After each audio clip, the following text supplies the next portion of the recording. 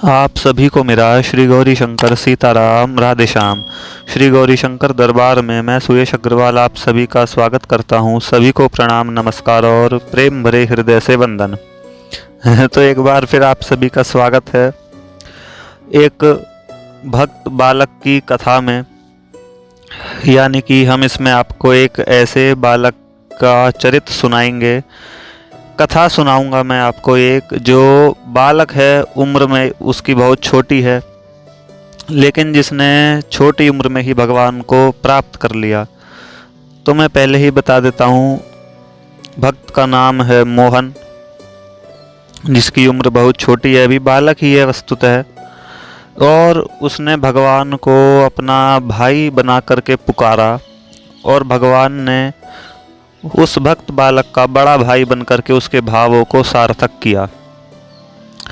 तो देखो भाई, जैसा कि आप सभी जानते हो, भगवान हमारे आश्रित वत्सल हैं, भक्त वत्सल हैं।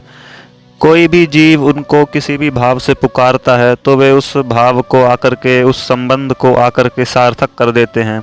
पिता, पुत्र, भाई, सखा, कुछ भी मान सकते हैं हम भगवान के साथ, बस मन जुड़ना चाहिए। तो भगवान उसी संबंध में आकर के हमारे साथ जुड़ जाते हैं। तो चलिए, ज़्यादा बातें नहीं करूँगा, मैं कथा डायरेक्ट ही शुरू करता हूँ। देखो, मैंने जब पढ़ी मुझे तो बहुत मज़ा आया। अब पता नहीं मैं किस तरीके से बता पाऊँगा। आप भी यदि पूरी सुनोगे तो आपको पूरा पक्के विश्वास के साथ कहता हूँ मैं, आनंद ज़रूर आएगा। तो देखो भाई, एक छोटा सा गांव था जिसमें एक विधवा ब्राह्मणी रहती थी। अब वो विधवा थी, इसका मतलब क्या हुआ? ब्राह्मण देवता यानी कि उनके पति देव नहीं थे, सिर्फ वो ब्राह्मणी और उसका एक पुत्र। तो भैया अत्यंत दरिद्र थी, यानी कि गरीब। अब उसका एक छोटा सा पुत्र और उसके सिवा और कोई भी ना हो घर में, मतलब वो सिर्फ ब्राह्मणी और उसका छोटा सा बच्चा। अब कुछ काम वाम करती नहीं थी, ब्राह्मण देवता की मृत्यु हो चुकी थी। तो भैया घर में अन्न जल की व्यवस्था कैसे हो, और बालक अभी छोटा था जो वो कुछ करे। तो ब्राह्मणी दो चार घरों में अपना भिक्षा मांगने चली जाती थी, तो जो कुछ मिल जाता उसी से अपना और अपने बच्चे का पालन करती। बच्चे का नाम था मोहन, जिसकी मैं आपसे बात कर रहा था। ये वही भक्त बालक हैं जिनका भगवान से भाई भाव में संबंध जुड़ा था। तो चलिए आगे बढ़ते हैं। तो अपना भैया कुछ काम धाम करती नहीं थी, तो पैसे धेले आने का कुछ मतलब ही नहीं। जो अन्न जल की व्यवस्था हो जाए तो अपना दो चार घरों में जितना भी हो पाता था भिक्षा मांग लाती थी। मिल जाता था तो ठीक, नहीं मिलता तो भी ठीक। तो भैया किसी दिन बहुत कम मिलता तो वो अपने बच्चे को ही सारा खिला देती और खुद भूखी सो जाती। किसी दिन ज़्यादा मिलता तो अपना दोनों खा लेते भैया, माँ बेटे, और अपना संतुष्ट रहते। अब गांव में ऐसे भी लोग थे जिनकी अवस्था बहुत अच्छी थी, यानी कि बहुत ज़्यादा अमीर रईस, कुछ भी मान लो आप, बहुत ज़्यादा अन्न जल पैसा बहुत था। लेकिन वही बात है ना, कोई कितना ही बड़ा हो जाए वो फिर अपने छोटों को क्यों देखेगा। कोई दयावान ही हो, भगवान पर श्रद्धा रखने वाला हो तो बात अलग है। तो भैया कोई भी हो, गांव में कितना ही बड़ा आदमी था, उस गरीब असहाय ब्राह्मण की किसी को परवाह नहीं थी। वो भिक्षा मांगने जाती भी थी तो कभी कभी तो उसको भगा दिया जाता था। और जहाँ तक कि गांव में सभी जानते थे कि इसका पति मर चुका है। तो वही बात होती है। लेकिन अब एक बात है जिसका कोई नहीं होता, उसके भगवान होते हैं, आप सभी जानते हैं यार। वो तो विश्वम्भर हैं, विश्वम्भर नाम है उनका, मेरे को अभी अभी याद आया इसी बात से। विश्वम्भर यानी जो पूरे विश्व का भरण पोषण करते हैं, पालन करते हैं। तो वो भगवान तो विश्वम्भर हैं, किसी भी तरह गरीब की झोपड़ी में भी उनका पेट भरने के लिए कुछ ना कुछ दाने जरूर पहुंचाते देते हैं, अन्न जल की व्यवस्था कर ही देते हैं। अब भैया ब्राह्मणी का बालक मोहन जो है वो 6 वर्ष का हो गया। अब वो संतान ब्राह्मण की है तो भैया कुछ तो पढ़ाना ही चाहिए, परंतु किस तरह पढ़ाया जाए। यहाँ तो अभी खाने की व्यवस्था नहीं है, तो पढ़ाने की तो बात ही अलग है। तो ब्राह्मणी ने एक दूसरे गांव में मोहन को पढ़ने का प्रबंध किया, क्योंकि खुद के गांव वाले तो भैया उसकी तरफ देखते भी नहीं थे, क्योंकि रोज की रोज वो भिक्षा मांगने आती थी। अब किसी को मजबूरी भी क्या ही समझाओ, और ना कोई दूसरा इतना अच्छा है कि वो समझे खुद ही कि हाँ पति की मृत्यु हो चुकी है तो भिक्षा तो मांगूंगी ही। तो गांव वाले के पास गई होगी वो ब्राह्मणी जो है गुरुओं के पास, शिक्षकों के पास, कि मेरा बच्चा है 6 वर्ष का हो गया, इसको आप पढ़ाइए। तो उन्होंने मना कर दिया होगा, तो अपने गांव से उसने मन हटा लिया। उसको समझ में आ गई कि हाँ तो जैसे तैसे खाने पीने का गुजारा चल रहा है वो ठीक है, और यदि यहाँ पर ये मोहन पढ़ने चला भी जाएगा तो अच्छे से इसको नहीं पढ़ाएंगे। तो उसने दूसरे गांव का रुख किया। अब एक दिन वह उसको साथ जाकर के दूसरे गांव के गुरुजी के पास जाकर रोने लगी कि गुरुजी देखो ऐसी ऐसी स्थिति है। उसने साफ स्पष्ट अपना सब कुछ बता दिया कि मेरे पास ना पैसा है, ना आपको देने के लिए कुछ दान है, ना ही कुछ और है। अब आप जैसे चाहो वैसे करो, चाहे तो आप भी मना कर दो, वरना मैं तो इसी विश्वास के साथ लाई हूँ कि आप इसको पढ़ाओगे। वो कह देती है कि मेरे पति की मृत्यु हो चुकी है, अभी तो हमारा अन्न जल का ही गुजारा बड़ी मुश्किल से चलता है, तो बताइए मैं कैसे कर पाऊंगी व्यवस्था। गुरुजी को दया आ जाती है, वो बालक को पढ़ाना स्वीकार कर लेते हैं। अब देखो दुनिया में दोनों तरह के लोग होते हैं, अच्छे भी बुरे भी। अब जो बेचारा सच में ही निर्धन है, जिसकी अवस्था सच में ही खराब है, किन्हीं किन्हीं को उस पर भी दया नहीं आती। कोई होते हैं अच्छे भले हृदय वाले, तो उनको दया आ जाती है। तो भैया गुरुजी सही होंगे, उन्होंने बालक को पढ़ाना स्वीकार कर लिया। अब मोहन पढ़ने के लिए जाने लगा। अब चूंकि मैंने आपको बताया कि दूसरे गांव जाता था बेचारा, तो गांव 2 कोस दूर था, परंतु उस दरिद्रा ब्राह्मणी के बालक के लिए सवारी कहाँ से आती, तो बेचारा पैदल ही आया जाया करता। अब सुबह सुबह तो चला जाता, क्योंकि थोड़ा उजाले का सा समय होता। तो वैसे तो वहाँ पर उस समय गुरु के घर में बालकों की रहने की प्रथा थी, यानी कि बस एक बार बालक को छोड़ दो तो वो अपना जब तक शिक्षा चले पूरी वो गुरु के यहाँ ही रहेगा। जैसा कि पहले ही होता था, गुरुकुल हुआ करते थे, तो वो आपको पता ही होगा कि बालक उसी में ही रहा करते थे। जैसा कि हमारे भगवान श्री राम जी, श्री कृष्ण जी गुरुकुल में ही जाकर रहे थे जब तक शिक्षा पूरी नहीं हो गई थी। तो गुरुजी ने भी कहा होगा उस ब्राह्मणी से कि आप अपने बालक को यहीं पर छोड़ दो। तो वो बालक छोटा था, मैंने आपको बताया सिर्फ 6 वर्ष का ही था।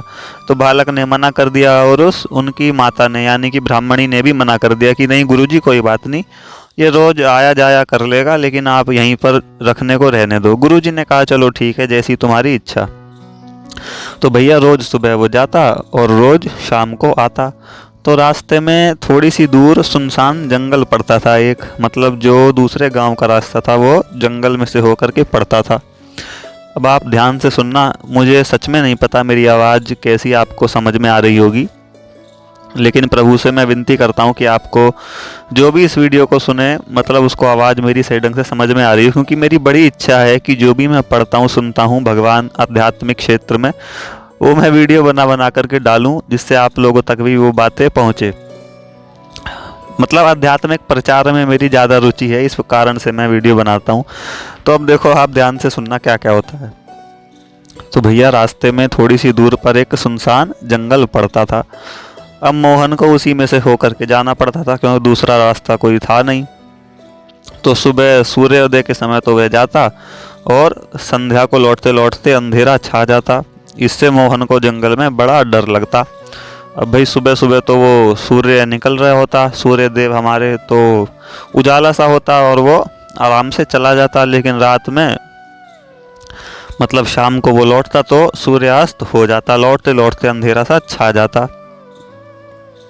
तो भैया एक दिन गुरुजी के घर में कोई उत्सव था, यानी कि कुछ होगा, कोई कीर्तन वीर्तन या कुछ भी मान लो। तो इससे मोहन को वहां से आने में कुछ देर हो गई। अब जंगल में भैया अंधकार बिल्कुल घना। अब मोहन वहां से लौटने लगा तो रास्ते में बहुत डरा। जंगली पशु, सियार, शेर, कई सारे जंगली कुत्ते, लोमड़ियाँ, बहुत जानवर होते हैं जंगलों में, तो गाँव के में तो और भी ज़्यादा होते हैं, आपको पता होगा। तो आवाज़ सुनकर वह कांपने लगा। अब ब्राह्मणी भी देर होने के कारण उसको ढूंढने चली गई। और वो तो भैया आ गई ना बड़े जंगल में से मोहन जो है, और वो वहीं किसी पेड़ के नीचे चुपचाप एज इट इज़ जैसे था वो बेचारा बैठ गया। अब आप सोचो, इतना छोटा 6 वर्ष का बालक बिल्कुल रात के अंधेरे में सुनसान जंगल में, और वहाँ जंगली जानवरों की आवाज़ आ रही हो, तो अब वो करे तो करे क्या, उसे कुछ समझ में आया नहीं। वो तो प्रभु का इत्तेफाक हुआ, मतलब प्रभु की कृपा हुई, इत्तेफाक से उनकी माताजी यानी कि ब्राह्मणी जो है वो भी घर से निकल पड़ी उसको ढूंढने के लिए। तो रास्ते में जाते जाते उसने अपने बच्चे को देखा कि ये पेड़ के नीचे बैठा है, तो पूछा कि बेटा क्या हुआ, घर क्यों नहीं आ रहे हो। उसने बताया माताजी आज। तो उनकी माताजी ने पूछा कि भैया क्या हुआ, आज इतनी देर क्यों हो गई और तुम यहाँ क्यों बैठे हो, देर हो भी गई तो घर क्यों नहीं आ रहे। उसने सारी बात बताई कि माताजी आज गुरुजी के यहाँ कुछ वो था, उत्सव था, तो इसलिए कारण आने में देर हो गई। और आगे देखो जानवरों की आवाज़ आ रही है, ये वो, ऐसे करते करते वो रोने लगा। तो उसकी माताजी उसको गोदी में उठा करके घर पर ले आई। अब मोहन के कुछ शांत होने पर उसने अपनी माताजी से कहा, माँ मैं रोज़ जंगल होकर आता जाता हूँ, मुझे वहाँ बहुत डर लगता है। अब सवेरे सवेरे तो आराम से चला जाता हूँ, कोई दिक्कत नहीं है, लेकिन रात में आते आते थोड़ी रात सी हो जाती है लौटते समय, तो जो मुझे बहुत डर लगता है, यदि आप आज पहुँचती नहीं तो ना मालूम मेरा क्या होता, पता नहीं। मैं वापस घर पे तो आ ही नहीं रहा था, और वहाँ जानवर थे, पता नहीं क्या करते, खा जाते मुझे। तो वो कह रहा है कि देखो दूसरे लड़के तो आते हैं उनके साथ तो, और उनके घर वाले 2-3 नौकर चाकर भेज देते हैं, भैया अमीर होंगे तो वो उनके साथ कोई आ जाता होगा घर का, लेकिन अब मेरे लिए कोई है ही नहीं, बताओ मैं क्या करूं। तो बालक की वाणी सुन करके ब्राह्मणी को अपनी दरिद्रता ध्यान आ जाती है, और वे उसकी आंखें नम हो जाती हैं। ब्राह्मणी बहुत धीरज रखती है बेचारी, लेकिन अंत तक वो अपना धीरज उसका टूट जाता है और बहुत तेज तेज फूट फूट कर रोने लगती है। कहती है, बेटा अपने दुख की दशा तुझको कैसे सुनाऊं मेरे लाल, हम लोग बहुत ही गरीब हैं, तेरे लिए कोई लड़का रखने के लिए मेरे पास पैसा कहाँ है। तो माँ की आंखों में आंसू देख करके मोहन भी रो पड़ा। उसने कहा, माँ आप रोती क्यों हो, आपको रोते देखकर मुझे भी रोना आता है। कहता है, माँ क्या हमारे पास कोई और नहीं है। अब उसने यह तो सुना, और मैंने आपको बताया था ब्राह्मणी बड़ी सरल थी और भगवान पर विश्वास रखने वाली थी, श्रद्धावान थी, कभी किसी से लड़ती झगड़ती नहीं थी। यदि किसी दिन भिक्षा मिल भी जाए तो भी ठीक, ना मिले तो भी ठीक। तो वही वाली बात हुई, इस शब्द ने, इस वाली बात ने उनकी माँ की आंखें खोल दी। उसने, मोहन ने कहा, माँ क्या हमारे और कोई नहीं है। तो मोहन के सरल प्रश्न से ब्राह्मणी का हृदय व्यथा से भर गया। अब मानो जैसे पैरों के नीचे से जमीन खिसक गई हो, धीरज टूटने लगा बिल्कुल। उसे तुरंत यह ख्याल आया कि मेरा तो जो हो सो हो, लेकिन मैं इसका मैं हिसाब सही बना दूंगी। तो उनको ख्याल आया श्री भगवान का कि वो तो अनाथों के नाथ हैं, क्या वह हमारे नहीं हैं। तो यह ख्याल आते ही उसके हृदय की सारी व्यथा चली गई। ब्राह्मणी की बिल्कुल एकदम जैसे बल होता है, ताकत आ गई, आंसू बिल्कुल सूख गए। अचानक कहने लगी, बेटा क्यों नहीं है, हमारे गोपाल हैं। बोलिए श्री भगवान की जय। बच्चे ने पूछा, माँ ये गोपाल मेरे क्या लगते हैं। तो अब ब्राह्मणी क्या जवाब देती, उसने तो भक्ति रस से बोल दिया कि नहीं, मतलब उन्होंने इस भाव से बोला कि जिसका कोई नहीं होता उनके भगवान होते हैं, और उन्होंने गोपाल नाम ले दिया कि नहीं हमारे गोपाल हैं। तो अब वो क्या बताती कि हमारे कौन लगते हैं, उसे ये तो इतना ज्ञान तो है नहीं कि वो भगवान हैं, सबके माता पिता हैं, ये हैं वो हैं। ब्राह्मणी के मुंह से निकल गया, बेटा गोपाल तेरा बड़ा भाई है। बालक ने कहा, माँ वे कहाँ रहते हैं, मैंने तो उन्हें कभी नहीं देखा, आपने बताया नहीं कि मेरे कोई बड़े भैया भी हैं। तो ब्राह्मणी का हृदय बिल्कुल भगवत प्रेम से भर गया। अब देखो होता क्या है, जब मनुष्य सब ओर से बिल्कुल सर्वथा निराश हो जाता है और भगवान की शरणागति पर विश्वास करता है और केवल उन्हीं की ओर देखता है, तब भगवान की ओर से कुछ न कुछ जवाब जरूर आता है। ये भगवान के इतिहास में दर्ज है, ये आध्यात्मिकता में बात दर्ज है कि जब भी किसी ने संसार से पूरा नाता तोड़ करके भगवान को पुकारा है, तो भगवान की तरफ से कभी भी देर नहीं हुई है, देरी है तो सिर्फ हमारी ओर से है। कई सारे उदाहरण हैं, गज और ग्रह का है, द्रौपदी माता का है, कुंती जी का है। अब देखो, अभी ध्यान आई मेरे, कुंती जी ने दुख भगवान से क्यों मांगा? क्योंकि भगवान की स्मृति बनी रहे, क्योंकि उन्हें पता था भाई सुख होगा तो हम संसार में ही उलझे रहेंगे, भगवान को तो याद करेंगे ही नहीं। तो वही बात है भाई, जब पहले जरूरी है अपने हृदय से संसार को निकालना। मतलब ऐसे नहीं कि हम बिल्कुल ही जाकर के हिमालय पे बैठ जाएं, मन को केवल भगवान में जोड़े रखना। तो यही हुआ, जब मनुष्य कोई भी जीव हो या संसार से निराश हो जाता है और भगवान की शरणागति करता है, तो भगवान की तरफ से उसको आश्रय जरूर मिलता है। तो भैया भगवत प्रेम से हृदय उसका भर गया और वो बिल्कुल अटल विश्वास से, जैसे होता है ना कि हाँ इसका बड़ा भाई गोपाल ही है, अब तो कहने लगी बेटा अब मेरा वह गोपाल तो देखो सभी जगह है। उसने अब थोड़े सरल शब्दों में समझाया कि इस जमीन में, आकाश में, पानी में, हवा में, आग में, फलों में, सब्जियों में, फूल में, समंदर में, नदियों में, सभी जगह वह है। उसने कहा कि बेटा ऐसी दुनिया में कोई भी जगह नहीं है जहाँ पर वह ना हो। अब उसने फिर भैया मोहन ने पूछा कि जब ये क्या बात हुई, मेरा भाई सभी जगह है तो वह दिखता क्यों नहीं?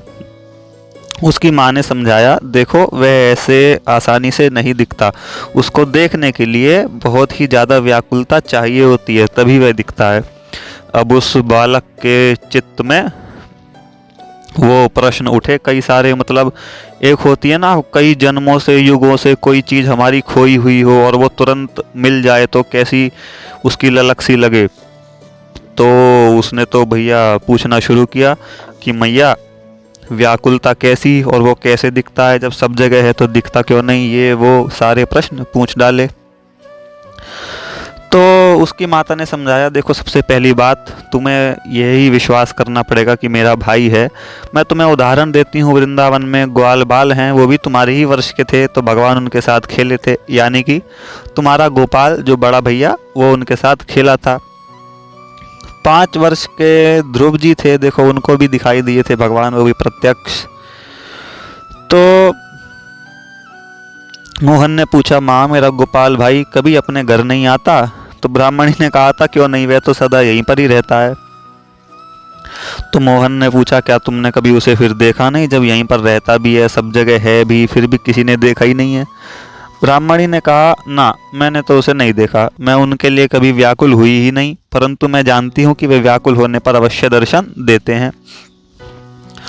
मोहन ने पूछा कि मैया हर बार व्याकुल व्याकुल होने की बात कर रही हैं, ये व्याकुल होना क्या होता है? भैया जो मैं भी व्याकुल हूँ तो मेरा बड़ा भाई मेरे साथ आ जाए।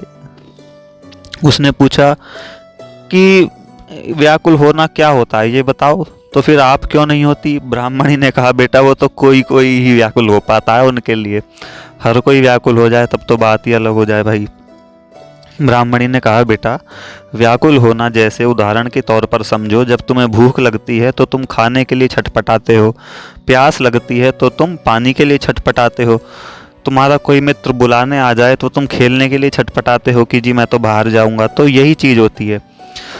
तो ऐसे ही जब तुम्हें इतनी प्रगाढ़ बिल्कुल व्याकुलता होगी कि नहीं मुझे अपने बड़े भाई से मिलना है, तो ठीक उसी प्रकार वो भूख लगना है, और बड़ा भाई यानी वो तुम्हारा खाना है, तो तुम खाने के लिए छटपटाओगे नहीं क्या जब तुम्हें भूख लगेगी? तो वो समझा, अच्छा। तो मोहन ने पूछा, बताओ फिर मेरा गोपाल भाई कहाँ है? ब्राह्मणी ने कहा, बेटा सब जगह पुकारते ही वह आता है और सारे संकटों को हर लेता है। मोहन ने पूछा, अच्छा ठीक है, तो फिर बताओ मैं क्या करूं और कैसे पुकारूं? अब मैं उसी व्याकुलता के साथ पुकारूंगा। तो ब्राह्मणी ने बिल्कुल अटल विश्वास के साथ कहा, सुन तू जिस जंगल में से होकर के जाता है उसी जंगल में तेरा गोपाल भाई रहता है, उसे हृदय से पुकारना, तेरी व्याकुल पुकार सुनते ही वह आकर तेरे साथ हो जाएगा। बोलिए श्री भगवान की जय, भक्त वत्सल भगवान की जय। अब भैया उसे इतनी बात कहाँ समझ, इतना सारा ज्ञान कहाँ कि वे भगवान हैं और ये हैं वो हैं, भक्ति चाहिए होती है, नाम जप चाहिए होता है, ये सब कुछ भी नहीं पता भैया। तो वही बात है, मैंने एक और अपनी वीडियो में बताया था जिसमें एक भक्त बालक श्रीनाथ जी के साथ खेलता था, वो भी इसी व्याकुलता के साथ। तो देखो, सिर्फ हृदय में विश्वास होना चाहिए। अब भैया उस सरल विश्वासी बालक को ये सब चीज़ें ज्ञान कहाँ पता भगवान के बारे में। उसने तो दूसरे दिन वरुण में प्रवेश किया और अपना इधर उधर ताक करके पुकारा, भाई, गोपाल भाई, तुम कहाँ हो? आओ, मुझे देखो, बहुत डर लग रहा है। मेरी माँ ने कहा है कि तुम यहीं पर रहते हो, तो अब आ जाओ, छुपे क्यों हो? बालक को सुनाई दिया मानो कोई कह रहा हो, हाँ यहीं हूँ भैया, अभी रुको, मैं आया। अब भैया उस मीठी आवाज को सुनते ही बालक को बिल्कुल ढांढस सा बन गया। उसका सारा भय दूर भाग गया। अब भला भय की तो बात क्या, स्वयं भयाधिपति यमराज भी उसके सामने आ जाएं तो अब उसको भय क्यों लगेगा? सोचने की बात है ये तो कुछ ही दूर चलने के बाद उसने देखा कि उसी किसी उम्र का एक छोटा सा, बिल्कुल सुकुमार, श्याम सुंदर, ग्वाल बाल जैसा सा, वन के बिल्कुल जैसे पेड़ों के वो नहीं होते समूह से, उनमें से निकलकर उसके साथ खेलने लगा, प्यार से बातचीत करने लगा और हाथ पकड़ कर के साथ साथ चलने लगा। अब गोपाल के आते ही मोहन का सारा दुख दूर हो गया। अब वो, क्योंकि उसने बुलाया था जंगल पार करने के लिए तो भगवान आए बड़े भाई बनकर और जंगल पार करा दिया। तो वो अपने घर आ गया मोहन, और माता से सारा हाल सुना दिया। अब ब्राह्मणी भगवान की दया समझकर बिल्कुल रो पड़ी। ब्राह्मणी को तुरंत उसकी बात सुन करके मोहन ने बताया अब कि मैया, जैसा कि आपने कहा था वैसा वैसा ही हुआ। उसने बोला, आप पहले ही बता देती, मैं अपने बड़े भाई से पहले ही मिल लेता। ब्राह्मणी ने कहा, चलो ठीक है, अब कोई बात नहीं, अब तो मिल लिए। बोला हाँ। तो मोहन ने बताया कि देखो, जैसे ही आज मैं जंगल में घुसा, मैंने अपने बड़े भाई को बुलाया और वो मेरे साथ आ भी गया तुरंत ही, और मुझे वो यहीं जंगल तक छोड़कर गया है। तो भैया ब्राह्मणी को तुरंत विश्वास हो गया कि कोई और नहीं, वो अनाथों के नाथ भगवान श्री कृष्ण ही है। बोलिए श्री अनाथ वत्सल भगवान की जय। अब भैया उसने सोचा, जिन दया में भगवान ने बालक ध्रुव की पुकार सुनकर उसे दर्शन दिया था, वही मेरे बच्चे की पुकार पर भी आ गया, तो क्या आश्चर्य है भाई। बिल्कुल अचरज की बात नहीं है। कोई व्याकुलता से पुकारे तो सही, कोई उस विश्वास से पुकारे तो सही, वे जरूर आएंगे। अब देखो, इस कथा से हट करके यदि हम साधारण मनुष्यों की बात पर आऊं, तो हमारे साथ क्या। अब ऐसी बात नहीं है कि भगवान ने सिर्फ इसी बालक को दर्शन दिया है, वो तुरंत हमें इसी क्षण भी दे सकते हैं, लेकिन वो वाला विश्वास होना चाहिए। हमें क्या होता है, यदि उसकी जगह पर हम होते, तो आप विचार करके देखो, हम होते तो यही कर रहे होते, अपने भगवान को पुकारते तो सही, लेकिन थोड़ा सा संदेह होता। तो वही भगवान को पसंद नहीं है बस यार। संदेह होता कि पता नहीं आएंगे नहीं आएंगे, कैसे करेंगे, क्या होगा, ये सब कुछ भी नहीं होना चाहिए यार। अब उस बालक के भाव को देखो, एक बार विचार, इमेजिनेशन तो करके देखो, बड़ा मजा आएगा। उसने कुछ ये चीज सोची, उसने सिर्फ पुकारा, आओ गोपाल भाई आओ। उसको ये विश्वास, उसे यही पता था कि गोपाल भाई है, यानी कि मेरा कोई बड़ा भाई है और वो इस जंगल में रहता है। उसको संदेह नाम का, शक नाम का तो कुछ है ही नहीं उसके अंदर कि हाँ कैसे आएगा, कहाँ पे रहता होगा, कहाँ से निकल करके आएगा। हम होते तो यही सब सोच रहे होते कि भगवान को पुकारो, तो हम तो और मजाक ही उड़ाते इस बात का कि भला ऐसे जंगल में भगवान कहाँ से आए, ये और वो। लेकिन नहीं भाई, तो वही बात है। तो इसमें आश्चर्य की कोई बात नहीं है, भगवान तो ऐसे ही हैं, वो तो तुरंत आ जाते हैं। कोई सोचे कि अरे इसने तो एक ही बार पुकारा और भगवान आ गए, तो हाँ ऐसा ही होता है, एक ही बार पुकारो और भगवान आ जाते हैं। लेकिन उस लेवल का, उस लाइन तक का, लिमिट तक का विश्वास चाहिए होता है कि हाँ मैं पुकारूं तो तुरंत आ ही जाएंगे, संदेह तो होना ही नहीं चाहिए। अब तो ये तो भैया दिन प्रतिदिन यही चलने लगा। वो सुबह तो आराम से चला जाता, और वो भी सुबह नहीं बुलाता, क्योंकि सुबह तो वो चला जाता है, तो उसे तो सिर्फ अपने जंगल का डर भगाने के लिए चाहिए था कोई। तो वो शाम को आता, और जंगल में घुसने से पहले ही गोपाल भाई, अरे गोपाल भाई, और भगवान भी साथ में, हाँ भैया हाँ भैया। पूरे जंगल दोनों अपना बातचीत करते आते। जंगल के एंड में कहता, ठीक है गोपाल भैया कल मिलता हूँ। भगवान भी कहते ठीक है भाई जाओ। तो अपना ये तो उसका दिन प्रतिदिन का नियम सा हो गया। भगवान रोज आते, उसे जंगल पार करा देते, वो भी रोज भगवान को बुलाता।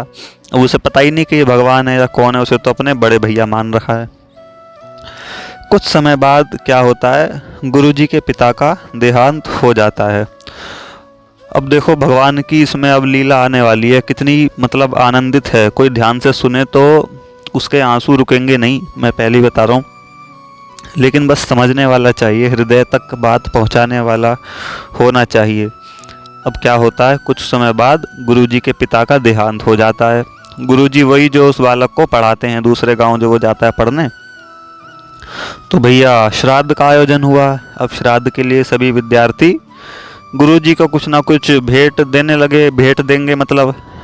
तो ब्राह्मणी के बालक ने यानी कि मोहन ने बड़ी सरलता के साथ गुरुजी से पूछा, गुरुजी मुझे क्या आज्ञा देते हैं, बताइए मैं क्या लाऊं।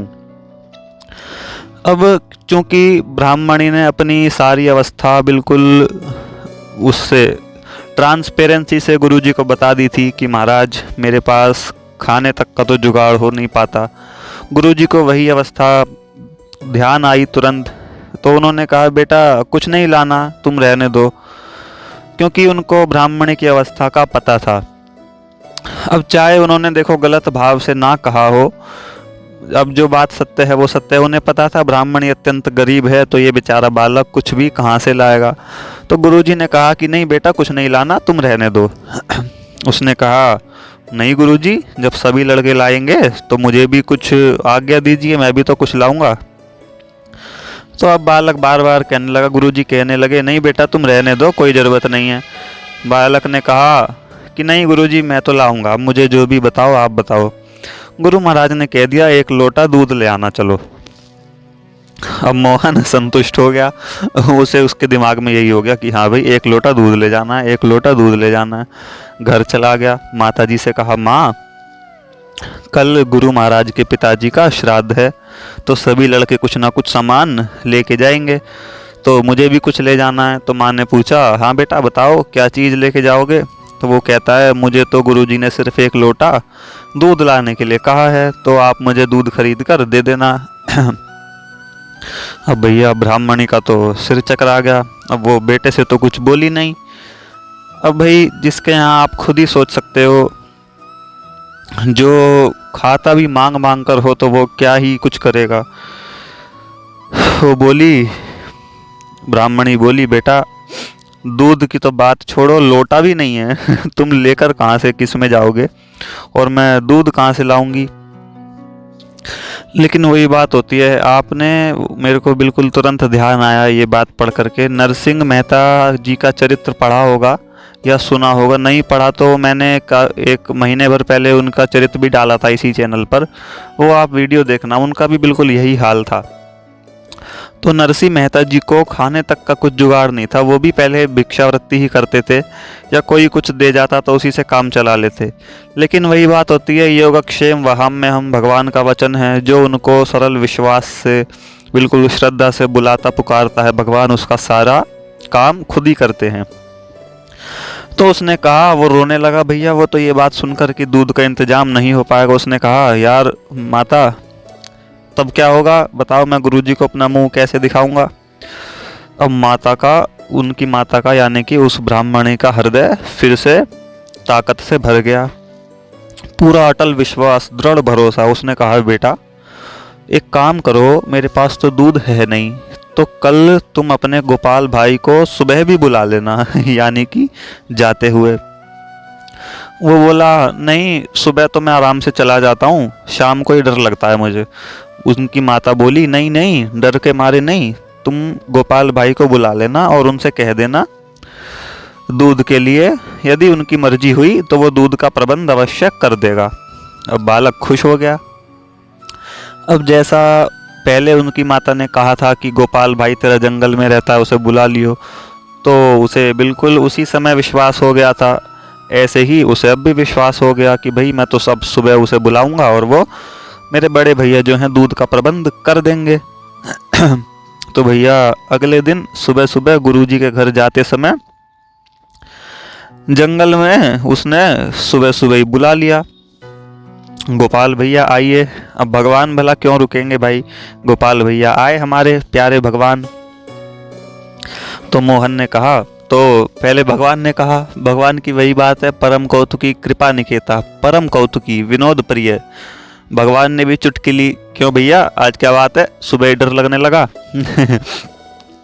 मोहन कहता है, नहीं भैया आज डर नहीं लग रहा, सुबह सुबह तो मैं आराम से चला जाता हूँ, आज डर की बात नहीं है, आज बात कुछ और है। तो गोपाल जी ने कहा कि हाँ हाँ बताओ क्या दिक्कत। उसने सारी बात बताई कि आज मेरे गुरुजी के पिता का श्राद्ध है, तो उसमें मेरे सभी संगी साथी जो हैं कुछ ना कुछ लाएंगे, तो मुझे एक लोटा दूध ले जाना है। अब मैंने घर जाकर माता से कहा तो वो बोली, मेरे पास तो है नहीं, तुम अपने गोपाल भाई से ही मांग लेना। तो उसने कहा कि जाओ मुझे अभी दूध ला करके दो। तो भगवान कहते हैं ठीक है, मतलब ठीक है नहीं कहते, गोपाल जी बड़े प्यार से कहते हैं कि भाई मुझे तेरी बात का पहले से ही पता था, देखो मैं दूध का लोटा साथ लेकर ही आया हूँ, लो तुम इसको ले जाओ। तो मोहन ने गोपाल भाई से दूध का लोटा ले लिया। बोलिए श्री भगवान की जय।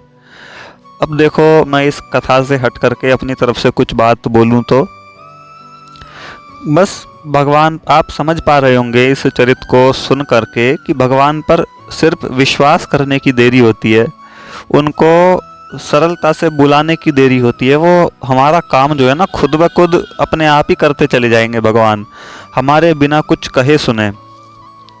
जैसा कि वही वाला उदाहरण मेरे बार बार ध्यान आ रहा है, बिल्कुल उन्हीं की तरह है ये नरसिंह राम मेहता जी का जो चरित्र है।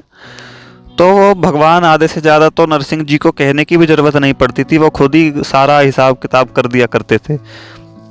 तो हमारा काम तो सिर्फ भगवान का भजन करना होना चाहिए, सिर्फ भगवान को नाम लेना होना चाहिए, और बाकी चिंताएं करना तो भगवान का काम है। तो भैया आज तो उसके आनंद का ठिकाना नहीं है, वो अपना भगवान जंगल के एंड तक साथ चले, हो साथ साथ मोहन भैया दूध का लोटा लेकर के, और उसके साथ उसके गोपाल भैया और हमारे भगवान गोपाल। तो जंगल खत्म हुआ, मोहन ने कहा ठीक है भैया अब रात में मिलते हैं, आप अपने घर जाओ, मैं वहाँ जाता हूँ गुरुजी के यहाँ पर पे। तो मोहन जब वहाँ पहुँचा तो हंसता हुआ वो दूध का छोटा सा लोटा गुरुजी को समीप पहुँचा देता है। अब वहाँ गुरुजी के लड़के चाकर जो भी थे वो सभी विद्यार्थियों की लाई हुई सामग्री को गुरुजी को दिखा दिखा कर रख रहे थे कि ये लाया है, ये लाया है। लेकिन वो मोहन सोच रहा था कि पता नहीं मेरे लोटे की बारी कब आएगी, परंतु उस जरा सी लुटिया की ओर किसी का ध्यान नहीं गया। अब शायद गुरुजी ने भी ऐसे ही बोल दिया हो, क्योंकि वो बालक जिद कर रहा था कि एक लोटा दूध ले आना, पर गुरुजी को क्या पता था कि वो सच में ही ले आएगा। अब देखो यही सही बात है, अब मैं उनके गुरुजी को कुछ नहीं बोल रहा, लेकिन एक सत्यता बता रहा हूँ। गरीबों का जो प्रेम होता है उसका स्वाद तो केवल भगवान ही समझ सकते हैं। इसीलिए कहा जाता है कि अपना मन सिर्फ भगवान से लगाओ, दुनिया से लगाओगे तो निराशा ही हाथ लगेगी। और भगवान हमारे मन का, गरीबी का पूरा सम्मान करते हैं भैया। भगवान कभी ये नहीं देखते कि हाँ ये गरीब है, इसके पास खाने को कुछ नहीं है, ये नहीं है, वो नहीं है, बस अपना हृदय भगवान से लगना चाहिए। क्यों, उदाहरण आप समझ लो, सुदामा के चावल, भिलनी के बेर, जिस भिलनी को अछूत माना जाता है, वहाँ पर ऋषि मुनि आकर के कई जो घमंडी हुआ करते थे वो कहते थे शबरी जी के आश्रम में जाकर के कि अब तो हम अपवित्र हो गए हैं, हमको नहाना पड़ेगा। तो भैया ऐसा क्या हुआ, सोचकर देखो ऐसा क्यों कि वही अखिल त्रिभुवन नाथ श्री भगवान उसी अछूत के हाथों से खा रहे हैं, ऐसा क्यों? तो ये वही बात है, सिर्फ अपना हृदय भगवान से लगना चाहिए। तो वही बात है, जब मोहन ने कई बार अपने गुरुजी से कहा तो गुरुजी ने मतलब अवज्ञा सी करके एक नौकर से झुंझला कर कहा कि ये जरा सी चीज़ पर ये पता नहीं कितना उछल रहा है, मानो इसने हमको निहाल कर दिया हो, तो चलो तुम पहले इसी का ये दूध किसी बर्तन में खिलाओ और इसको यहाँ से हटाओ। तो उसका अपमान सा होने के कारण वो थोड़ा उदास सा हो गया। अब गरीब बेचारा क्या करता, किससे कहता, वहाँ पे कोई उसका साथ का तो था नहीं, ना ही गुरुजी ही कुछ ज़्यादा अपने लगते थे। रोने लगा बेचारा। लेकिन देखो, भगवान ऐसी परीक्षा जरूर लेते हैं। अब देखना क्या क्या होता है, आपको मज़ा बहुत आएगा। पता नहीं यहाँ तक वीडियो पूरी देखेगा भी कौन, मतलब जिन्होंने देखी होगी, मैं पूरे विश्वास के साथ कहता हूँ उन्हें बड़ा आनंद आने वाला है। भगवान परीक्षा जरूर लेते हैं लेकिन साथ कभी नहीं छोड़ते। तो लीला बड़ी विचित्र है उनकी। वह कब किस सूत्र से क्या काम करना चाहते हैं किसी को कुछ भी पता नहीं लगता। अब देखो भगवान की लीला शुरू। गुरुजी के नौकर ने छोटी सी लुटिया के दूध को कटोरे में उड़ेला। कटोरा भर गया, दूध पूरा नहीं हुआ। उसने बड़ा गिलास उठाया, वह भी भर गया, लेकिन दूध खत्म, ज्यों का त्यों बिल्कुल। उसने वो और बड़ा भगोना सा, पूरा भर गया, लोटा खाली नहीं हुआ। उसने बाल्टी उठाई कि भाई साहब इसमें लोटे में टंकी लगी है क्या, पता नहीं ये हो क्या रहा है। बाल्टी उठाई, वो डाले जाए, लुटिया छोटी सी और पूरी बाल्टी भर गई। नौकर के पसीने आ गए भैया। आप सोचो आपके साथ ऐसा हो तो कैसा होगा। छोटी सी कटोरी जैसी कोई लुटिया हो और उससे बाल्टी, भगोने, डिब्बे, मग्गे सब भरते चले जाएं तो क्या होगा। नौकर घबरा गया, उसे तो जैसे हार्ट अटैक की सी स्थिति। उसके पसीने छूट गए। तुरंत वो लुटिया वहीं पे रख करके गुरु महाराज के पास जाकर सारा बात कहता है कि देखो ये यहाँ पर हो क्या रहा है, ये जो बालक आपने कही थी इसका दूध खिलाओ, उसका दूध मैं खिला रहा हूँ, वो खल ही नहीं रहा, वो तो खाली ही नहीं हो रहा। हमारे बर्तन सब भरे जा रहे हैं लेकिन दूध तो उतना ही है।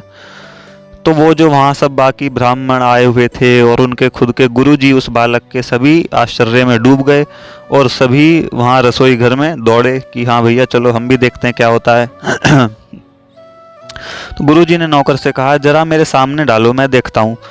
नौकर ने एक दूसरे बड़े टब सा लिया बर्तन में और लुटिया का दूध उड़ेलना शुरू किया। वो भरता गया, टब पूरा भर गया पर लुटिया खाली नहीं हुई। फिर दूसरा भी उससे बड़ा बर्तन रखा गया, वह भी बात की बात में पूरा भर गया। अब दूध मानो द्रौपदी का चीर हो गया, खत्म ही ना हो।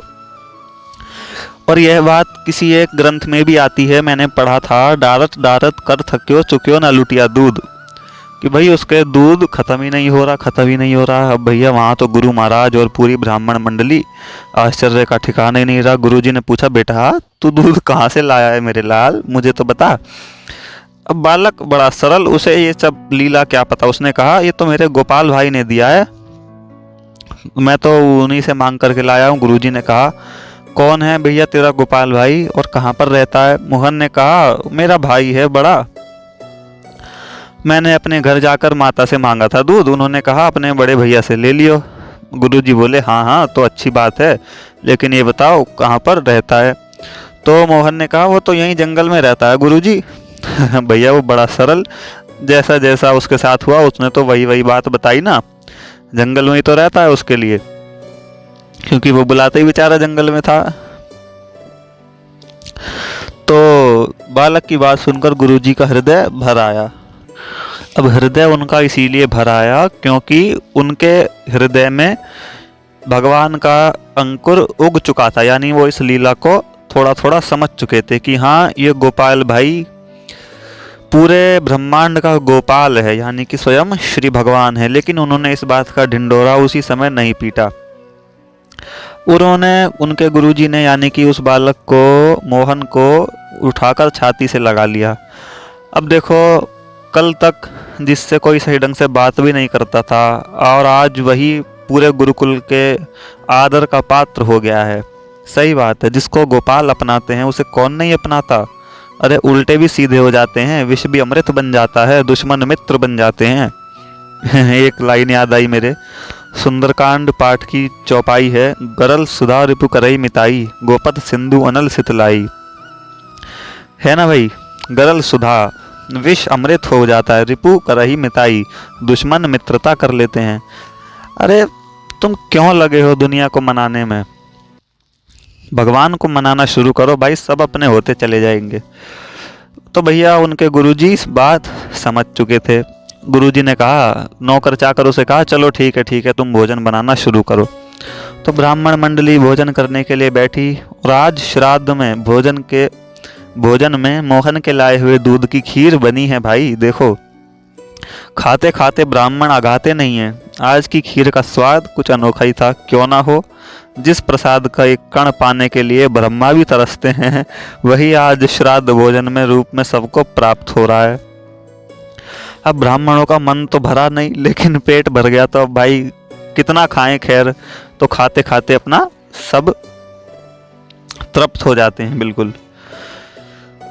तो ब्राह्मण मंडली अपने बालक को वही आशीर्वाद दे दा करके अपने घर घर लौट गए। मतलब सारा श्राद्ध का कामकाज अपना खत्म हो गया।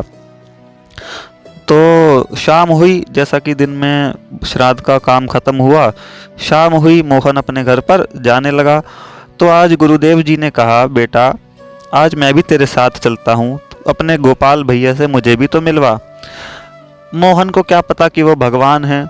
मोहन ने कहा, ठीक है, मेरे को क्या है, यदि मैं बुलाऊंगा वो आ जाएंगे जरूर, तो आप भी तभी मिल लेना, चलो मेरे साथ जंगल में। वो तो पुकारते ही आ जाते हैं। गुरुजी ने कहा, ठीक है बेटा चलो। तो दोनों अपना जंगल में पहुंचे। बालक ने वहां जाते ही पुकारा, गोपाल भैया आओ, मैं जंगल में आ गया हूँ, मुझे डर लगता है, मुझे घर तक छोड़ो। जैसा कि वो रोज बुलाता था। तो बदले में उसे सुनाई दिया कि आज तो तुम अकेले नहीं हो भाई, फिर मुझे क्यों बुलाते हो? तुम्हें तो डर लगता था अकेले होने से, आज तो तुम्हारे साथ तुम्हारे गुरु हैं। तो मोहन ने कहा, भैया आज डर की बात नहीं है, बात यह है कि मेरे गुरुजी भी आपको देखना चाहते हैं, तो जल्दी आओ। अब यार देखो, भक्त की प्रेम भरी पुकार सुन करके भगवान रुक नहीं सकते। तो तुरंत नवनील नीरद भगवान श्री श्याम सुंदर उसी गोपाल भैया के रूप में प्रकट हो जाते हैं। बालक ने कहा, भैया आ गए? वो कहता, गुरुदेव देखो ये मेरे गोपाल भैया कितने सुंदर हैं। तब क्या होता है, अब देखो भगवान का दर्शन जो है ना, वो भी अधिकारी को ही होता है। अब जिसका हृदय शुद्ध ना हो तो उसको दर्शन कैसे हो? तो गुरुजी को एक मतलब आश्चर्यजनक सा प्रकाश दिखाई दिया। प्रकाश के सिवा कुछ भी दिखाई नहीं दिया। तो गुरुजी ने कहा, कहाँ है? ये तो कोई रोशनी सी आ रही है, मुझे तो कुछ दिख नहीं रहा। तो बालक समझ नहीं पाया, बोले रोशनी सी आ रही है मतलब? तो ये मेरे गोपाल भैया में आपको रोशनी दिख रही है? तो वो कहता है, अपने गोपाल भैया से ही कहता है कि ये क्या हो रहा है भैया? तो उसको उत्तर मिलता है, भाई मैं तो सिर्फ तुम्हारे पास आता हूँ, तुम्हारा अंतःकरण शुद्ध है, उसमें प्रेम भरा हुआ है, लेकिन तुम्हारे गुरुदेव अभी दर्शन के अधिकारी नहीं हुए हैं। मैंने तुम्हारे चक्कर में इनको अपना प्रकाश स्वरूप दिखा दिया, इनके लिए यही बहुत है, इसी से इनका कल्याण मार्ग पर अग्रसर ये हो सकते हैं। अब भगवान ने बोला तो मोहन से, लेकिन सुनाई गुरुदेव को भी दिया, यानी उस बालक के गुरु को जो उसके साथ आए थे। तो सुन करके जो भगवान की वाणी सुनेगा उसको सोचो क्या हाल होगा। उनका हृदय मतलब सारा मल धुल गया, हृदय में माया की बांध टूट गई, प्रेम का सागर उमड़ पड़ा। तो गुरुदेव ने गदगद होकर के बोले, हे नाथ, आपके दिव्य प्रकाश ने मेरे हृदय के घोर अंधकार को हर लिया। आपकी वाणी ने मुझे आपके दिव्य धाम के दर्शन करा दिए। अब मैं हृदय में आपको देख रहा हूँ प्रभु। मैं यही चाहता हूँ कि मेरी सदा यही दशा बनी रहे, यानी कि मुझे आपका दर्शन नित्य क्षण क्षण होता रहे। अब मोहन तो आराम से मुस्कुरा रहा था। तो थोड़ी देर में भगवान ने उनके गुरु पर भी कृपा करी, यानी कि मोहन बालक के गुरु पर, क्योंकि उसी क्षण उन्होंने भगवान की वाणी सुनी तो उनके हृदय का भी सारा मल साफ हो गया। क्योंकि भगवान की वाणी सुन करके उनका हृदय बिल्कुल साफ हो गया। तो थोड़ी ही देर में करुणा वरुणालय, सौंदर्य की अनंत राशि, प्रेम के भंडार, उदार भक्त चूड़ामणि, अनूप रूप शिरोमणि भगवान श्री श्याम सुंदर के प्रत्यक्ष दर्शन गुरु महाराज को भी हुए। तो वहाँ से फिर भगवान बातचीत करके दोनों से अप्रकट हो जाते हैं, यानी कि चले जाते हैं। अब फिर देखो भगवान ने एक और लीला करी। तो मोहन को साथ लेकर के आज गुरुदेव उसके घर ही पर ही चलते हैं, यानी कि उनकी माता ब्राह्मणी के पास। वहाँ जा कर के क्या देखते हैं कि स्वयं श्री भगवान उनके घर पर भी खड़े हैं और उनकी माता यानी कि वो जो ब्राह्मणी थी वो भगवान के चरणों पर दंडवत प्रणाम कर रही है। अब उस गुरु और शिष्य इस दृश्य को देख करके आनंद सागर में डूब जाते हैं। तो वही बात होती है और अंत में अब भगवान उस बालक को यानी कि मोहन को अपना दिव्य स्वरूप जो उनका प्रत्यक्ष रूप है वो दिखा देते हैं और बताते हैं कि मैं ही सब कुछ हूँ, मैं ही सर्वस्व हूँ, मैं ही तुम्हारा गोपाल भाई बन करके तुम्हारे साथ आ रहा था। बोलो भक्तिमती ब्राह्मणी, पवित्र भक्त मोहन और उनके प्यारे गोपाल भैया की जय। तो देखिए यह कथा यहीं तक थी, चरित्र यहीं तक था, अब यह पूर्ण हुआ। इससे यह सिद्ध होता है, मैं अंत की सार बात बताऊं तो भगवान को सिर्फ पुकारने की देर है, वो भी एक शुद्ध हृदय से सरलता भरी पुकार जो होती है, विश्वास के साथ, पूर्ण श्रद्धा के साथ, तब भगवान के आने में देर नहीं है। और इस कथा का अंत देखो कितना सुंदर हुआ। बुलाया एक ने, श्रद्धा एक की थी, भक्ति एक ने करी, लेकिन दर्शन तीन तीन को हो रहे हैं। उस बालक को तो हो ही रहे हैं, बालक के गुरु को भी, बालक की माता को भी। तो वही बात होती है, परिवार में कहीं भी दुनिया में हो, कोई भी व्यक्ति आप मान लो, यदि कोई एक बिगड़ता है, गलत संगति में जाता है, कुसंगति में जाता है, तो ऐसा कहा जाता है कि उसका असर फिर पूरे परिवार पर, उसके सगे संबंधी जितने भी हैं सब पर पड़ेगा। ऐसी ही यही बात अच्छी संगति की है। कोई आध्यात्मिक रास्ते पर जाता है, कोई भगवान का भजन करता है, किसी को भगवान के दर्शन होते हैं, तो उसका असर पूरे परिवार पर पड़ेगा ही पड़ेगा, चाहे दूसरा कितना ही अशुद्ध क्यों ना हो, भगवान की कृपा जरूर हो जाएगी। तो चलिए फिर मिलते हैं एक और ऐसी किसी भक्त की कथा के साथ। सभी को आनंद मंगल सहित श्री गौरी शंकर सीताराम, राधे श्याम।